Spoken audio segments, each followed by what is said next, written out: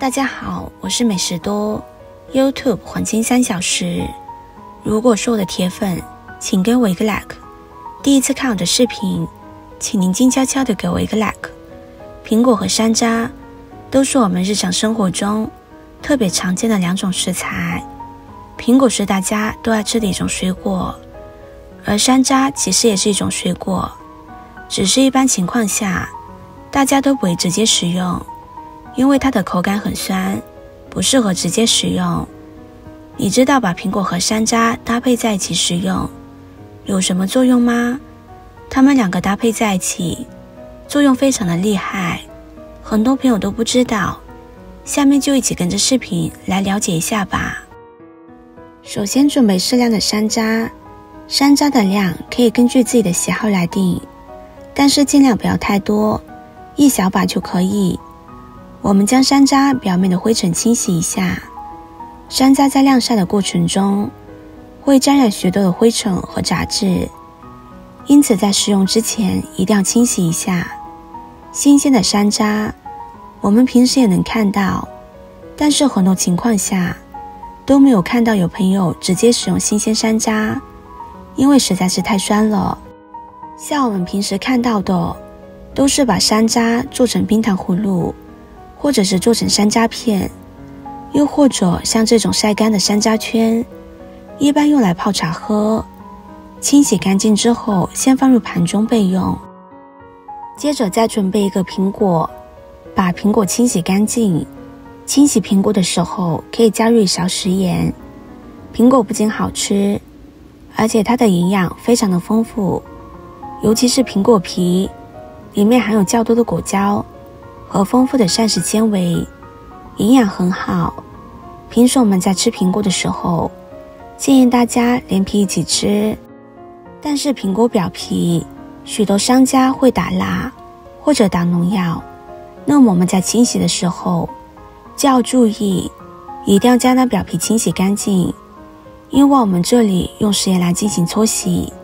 食盐不仅有消毒杀菌的作用，还具有一定的摩擦力，可以更容易的将苹果表皮搓洗干净。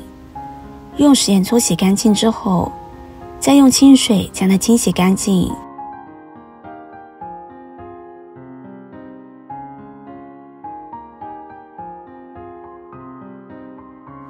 清洗干净之后，把苹果一分为4，然后再将苹果核去除。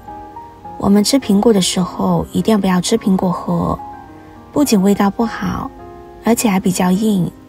然后再把苹果切成薄片，越薄越好。苹果的种类非常的多，但是口感也差不多，主要分为清脆可口的脆苹果，还有一种比较软糯的苹果。像那种口感比较沙软的苹果，比较适合老年朋友以及小朋友食用。苹果的口味酸甜，并且热量也非常低，每100克苹果热量约含50大卡，特别适合喜欢保持身材的朋友食用。再准备几个红枣，红枣泛丰富的维生素 C 和维生素 P， 营养非常丰富。我们可以仔细看红枣表面，有许多的褶皱，像红枣表面这些褶皱很容易隐藏脏东西和一些细菌，因此我们在清洗大枣的时候不能直接用清水清洗，要往里边加入一点食盐和面粉抓洗，因为面粉具有很强的吸附性，而食盐有消毒杀菌的作用，这样我们就可以把红枣清洗得很干净。搓洗干净的红枣，我们再用清水反复的多清洗几次，直到水变得清澈为止。洗干净之后控水捞出，放入碗中。我们把红枣剪成小块，去除枣核。红枣平时可以吃新鲜的枣子，直接从树上摘下来就可以食用。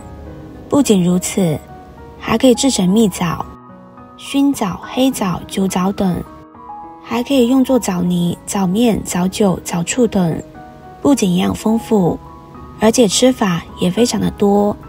像我们平时熬粥的时候，也可以往里边放上几颗，或者是泡茶的时候也会放上几颗。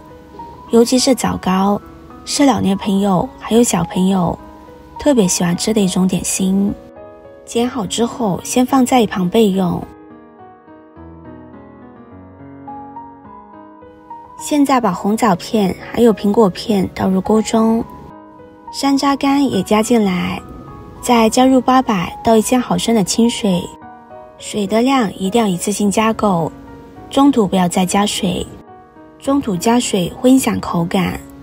我们把它搅拌均匀，然后盖上盖子，开大火煮开。煮开之后再将它搅拌一下，让食材受热均匀，然后把火关到最小，慢慢的炖煮25分钟，把所有食材煮至软烂，煮至入味。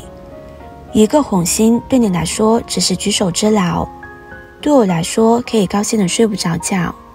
这个视频麻烦您帮忙点一个免费的小红心吧，非常的感谢。时间到之后，现在我们来看一下，食材已经煮得非常软烂了，整个厨房中都弥漫着各种食材的清香味，汤水的颜色也变深了很多，苹果有筷子轻轻一戳就可以戳透了，这样已经完全煮熟了。红枣也已经被煮软烂了，现在我们就可以关火将它盛入碗中了，或者直接倒入杯中，这样红枣苹果山楂汤就熬煮好了。里面的汤喝起来酸酸甜甜的，非常的好喝，有点像果汁。苹果吃起来软糯可口，煮过的红枣吃起来也非常的甜，非常的软糯好吃。红枣、山楂还有苹果比例是1:1，如果你买的苹果比较大的话，那我们用一半就可以了。这样煮出来的山楂吃起来非常的软糯可口，带着一点点的酸甜味，还夹杂着苹果和红枣的味道，吃起来酸甜软糯，非常的好吃。如果你觉得煮出来比较麻烦的话，那么我们还可以以这种方式将它用来泡水喝，但是泡水喝味道就不会那么浓郁，而且也没这么香甜。你可以根据自己的喜好来决定以哪种方式做这道红枣苹果山楂汤，喜欢的朋友就赶紧试试吧。口感酸酸甜甜的，非常的好喝，别说大人了，就连小孩都特别爱喝。视频看到这里了，麻烦各位哥哥姐姐动动小手给我点个赞吧，点击我的头像可以看到更多的养生视频，我们下个视频见啦。